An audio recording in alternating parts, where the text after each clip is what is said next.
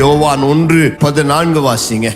அந்த வார்த்தை மாம்சமாகி கிருபையினாலும் சத்தியத்தினாலும் நிறைந்தவராய் நமக்குள்ளே வாசம் பண்ணினார். அவருடைய மகிமையை கண்டோம்.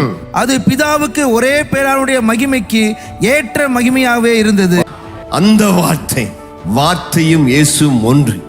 இயேசுவையும் வார்த்தையும் பிரிக்க முடியாது.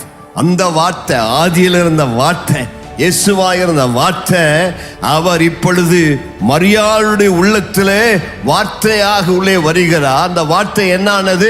இந்த வார்த்தை மாம்சமாகி சத்தியத்தினாலும் கிருபையினாலும் நிறைந்தவராய் நமக்குள்ளே வாசம் பண்ணினார். ஆண்டவருடைய வார்த்தையை கேட்க கேட்க அந்த வார்த்தை உனக்குள் இறங்கி வருகிறது. அந்த வார்த்தை தான் ஆண்டவராய் இயேசு.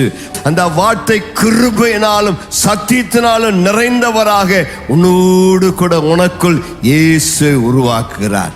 கர்த்தருக்கு மகிமை உண்டாவதா.